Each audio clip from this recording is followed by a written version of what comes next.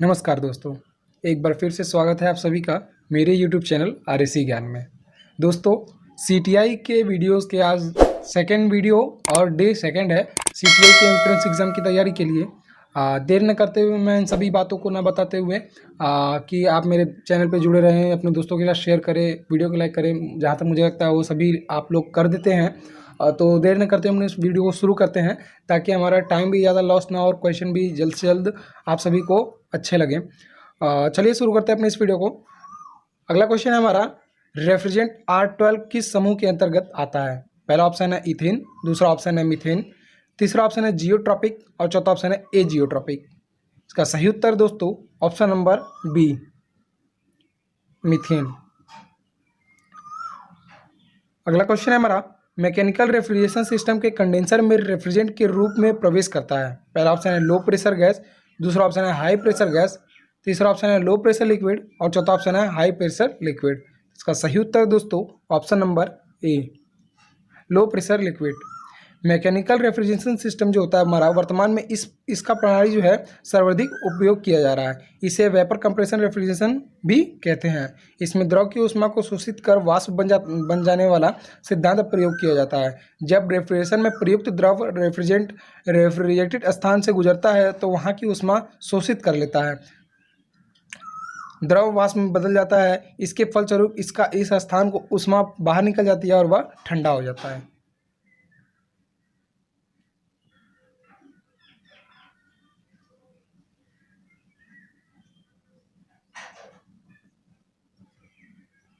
अगला क्वेश्चन है हमारा, जब किसी रेफ्रिजरेंट की नमी उपस्थित होती है तब इसके कारण बन जाती है। पहला ऑप्शन है हाइड्रोक्लोरिक एसिड, दूसरा ऑप्शन है हाइड्रोजन, तीसरा ऑप्शन है परऑक्साइड, चौथा ऑप्शन है कार्बन डाइऑक्साइड। इसका सही उत्तर दोस्तों option number D, carbon dioxide.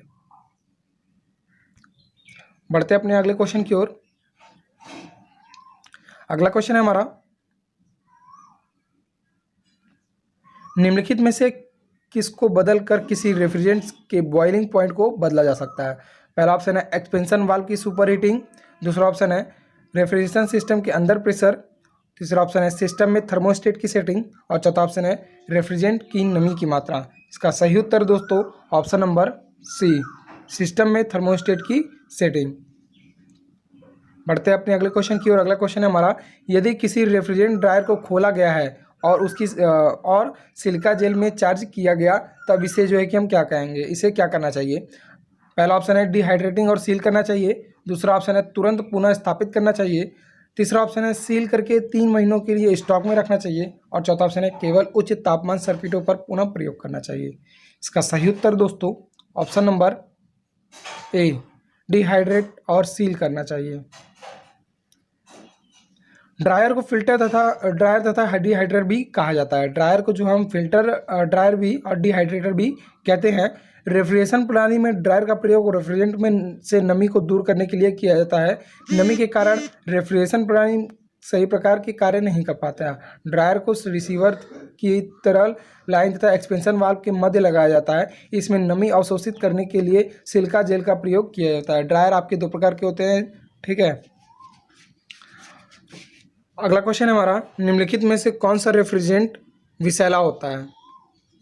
हालांकि विषैले तो सारे रेफ्रिजरेंट होते हैं, बट जो अधिक विषैला होता है उसके बारे में जानते हैं। पहला ऑप्शन है R11, दूसरा ऑप्शन है R12, तीसरा ऑप्शन है R22 और चौथा ऑप्शन है R77, 717।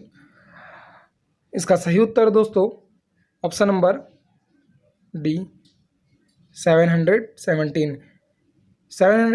इसका रासायनिक नाम जो होता है वह अमोनिया तथा रासायनिक सूत्र जो होता है वह NH3 होता है। अमोनिया रेफ्रिजरेंट नाइट्रोजन और हाइड्रोजन का रासायनिक कंपाउंड है। अमोनिया नशीली, थोड़ी विस्फोटक और कुछ स्थिति में ज्वलनशील भी होती है। इसका अणुभार जो होता है 17 होता है, क्वथनांक जो होता है -33 डिग्री सेंटीग्रेड होता है और हिमांक जो होता है -77.8 डिग्री सेंटीग्रेड तक होता है। हमारा अगला क्वेश्चन है, निम्नलिखित में से किस रेफ्रिजरेंट का बॉइलिंग पॉइंट सबसे कम होता है? पहला ऑप्शन है R11, दूसरा ऑप्शन है R12, तीसरा ऑप्शन है R22 और चौथा ऑप्शन है R717। इसका सही उत्तर दोस्तों ऑप्शन नंबर सी, R22। R22 का बॉइलिंग पॉइंट जो होता है वह सबसे कम होता है। आप सभी को यहाँ पर एक चार्ट दिखाया जा रहा है कि कौन से रेफ्रिजरेंट का बॉइलिंग पॉइंट कितना होता है, हेमांग बिंदु और क्वथनांक बिंदु, फ्रीजिंग पॉइंट और बॉइलिंग पॉइंट जिसको हम कहते हैं। दोस्तों आप सभी हमारे ग्रुप में अवश्य जुड़े, और जो लोग अभी ग्रुप में नहीं जुड़े हैं वह हमारे स्क्रीन पर दिख रहे नंबर पर मुझे व्हाट्सअप कर सकते हैं, जहाँ से मैं आपको online test group and study group में जोड़ सकता हूँ, जहाँ से आपको पीडीएफ अवेलेबल कराए जाते हैं। साथ ही साथ आप हमारे टेलीग्राम चैनल से जुड़ सकते हैं, जहाँ पर आपको पीडीएफ वगैरह तुरंत डाउनलोड करने को मिल जाएंगे, और स्टडी मटेरियल भी वहाँ से आप सभी को मिल जाएंगे। आप जो है कि लिंक जो है मैं उसका डिस्क्रिप्शन में दे दूँगा, जहाँ से आप सभी जाके देख सकते हैं। रेफ्रिजरेंट चैप्टर के वीडियो मैंने ऊपर आई बटन पे दे दिया है, या नीचे आप सभी को मिल जाएंगे डिस्क्रिप्शन में, वहाँ से आप जाके रेफ्रिजरेंट चैप्टर को बढ़िया से पढ़ सकते हैं। हमारा अगला क्वेश्चन है, निम्नलिखित में से किस रेफ्रिजरेंट में न्यूनतम संबंधित ओजोन विनाश कार्यकुशलता होती है? पहला ऑप्शन है R11, दूसरा ऑप्शन है R12, तीसरा ऑप्शन है R22 और चौथा ऑप्शन है R114। इसका सही उत्तर दोस्तों ऑप्शन नंबर सी R22। निम्न में से R22 रेफ्रिजरेंट में न्यूनतम संबंधित ओजोन विनाश कार्यकुशलता होती है। R22 इसे फॉर्म फ्रॉन R22 भी कहते हैं। इसका पूरा नाम जो होता है मोनोक्लोरो हाई फ्लोरोमीथेन है। ये आवश्यक रेफ्रिजरेशन प्रभाव उत्पन्न करने के लिए पॉजिटिव प्रेशर पर कार्य करता है। यह नमी को शीघ्रता से शोषित कर लेता है। इसकी विशेषताएं निम्न प्रकार से है। अगर आप सभी के सामने R22 का अगर नाम भी पूछ लिया जाए तो आप सभी जब बता सकते हैं कि इसका नाम जो होता है मोनोक्लोरो हाई फ्लोरोमीथेन है। यहाँ पर आप सभी को इसका नाम दिख रहा होगा। बढ़ते अपने अगले क्वेश्चन की ओर। रेफ्रिजरेंट में निम्नलिखित में से कौन सा गुण वांछनीय होता है? पहला ऑप्शन है लो बॉइलिंग पॉइंट, दूसरा ऑप्शन है हाई क्रिटिकल टेम्परेचर, तीसरा ऑप्शन है वाष्पीकरण की हाई लेटेंट हीट, और चौथा ऑप्शन है उपरोक्त सभी। इसका सही उत्तर है दोस्तों ऑप्शन नंबर डी, उपरोक्त सभी। रेफ्रिजरेंट में low boiling point, high critical temperature, वाष्पीकरण की हाई लेटेंट हीट आदि वांछनीय गुण होते हैं। रेफ्रिजरेंट की ऊष्मागतिकीय गुण जो होती है, रेफ्रिजरेंट की ऊष्मागतिकीय गुणधर्म रेफ्रिजरेंट की ऊष्मा संबंधित गुणों का निर्धारण करते हैं। एक अच्छे रेफ्रिजरेंट में निम्न ऊष्मागतिकीय गुण होने चाहिए। पहला तो रेफ्रिजरेंट का क्वथनांक जो होता है निम्न होना चाहिए, दूसरा रेफ्रिजरेंट का हिमांक बिंदु भी निम्न होना चाहिए, और तीसरा ऑप्शन इवापोरेटर के ताप पर रेफ्रिजरेंट की गुप्त ऊष्मा भी उच्च होनी चाहिए। ये देखिए हमारे एक जो होते अच्छे रेफ्रिजरेंट के ऊष्मागतिकीय गुण ये होने चाहिए। हमारा अगला क्वेश्चन है, एक अच्छे रेफ्रिजरेंट में होना चाहिए, पहला है हाई मेल्टिंग पॉइंट, दूसरा है मीडियम मेल्टिंग पॉइंट, तीसरा ऑप्शन है लो मेल्टिंग पॉइंट, और चौथा ऑप्शन है कोई भी मेल्टिंग पॉइंट। इसका सही उत्तर दोस्तों option number C, low melting point. एक अच्छे रेफ्रिजरेंट में लो मेल्टिंग पॉइंट होना तथा इवापोरेटर एवं कंडेंसर दोनों में रेफ्रिजरेंट का प्रचलन दाब वायुमंडलीय दाब के समान तथा थोड़ा सा अधिक होना चाहिए। अगला क्वेश्चन है हमारा, सेकेंडरी रेफ्रिजरेंट लाभदायक होता है क्योंकि? पहला ऑप्शन है यह सस्ता होता है, दूसरा ऑप्शन है यह कम तापमान प्राप्त करने में सहायक होता है, तीसरा ऑप्शन है यह प्राइमरी रेफ्रिजरेंट पाइपिंग को कम करने में सहायक होता है, चौथा ऑप्शन है उपरोक्त में से कोई नहीं। इसका सही उत्तर दोस्तों ऑप्शन नंबर सी, यह प्राइमरी रेफ्रिजरेंट पाइपिंग को कम करने में सहायक होता है। अगला क्वेश्चन है हमारा, अमोनिया का बॉइलिंग पॉइंट कितना होता है? पहला है -100 डिग्री सेंटीग्रेड, दूसरा है -50 डिग्री सेंटीग्रेड, तीसरा ऑप्शन है -33.3 डिग्री सेंटीग्रेड, और चौथा ऑप्शन है 0 डिग्री सेंटीग्रेड। तो इसका सही उत्तर दोस्तों option number C, -3.3 degree centigrade. Ammonia का बॉइलिंग पॉइंट जो होता है वह -33.3 सेंटीग्रेड होता है। यह रेफ्रिजरेंट नाइट्रोजन और हाइड्रोजन का रासायनिक यौगिक है। अमोनिया नशीली, थोड़ी विस्फोटक और कुछ स्थिति में ज्वलनशील भी होती है।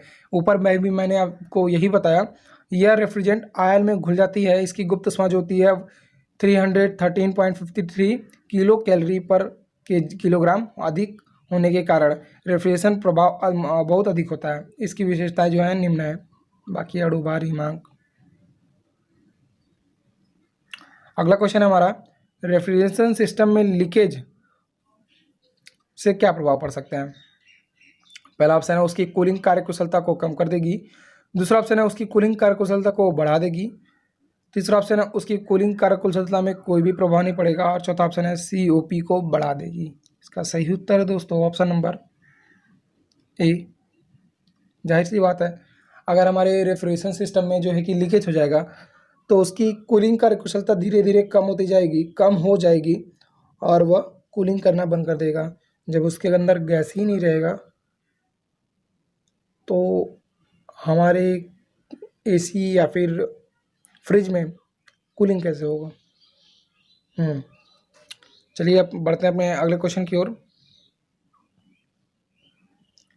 सिस्टम में रेफ्रिजरेंट की कमी प्रकट करेगी। पहला ऑप्शन है लो सुपर हीट तापमान, दूसरा ऑप्शन है लो लिक्विड लाइन तापमान, तीसरा ऑप्शन है लो सक्शन और हेड प्रेशर, और चौथा ऑप्शन है उपरोक्त में से कोई नहीं। तो इसका सही उत्तर दोस्तों ऑप्शन नंबर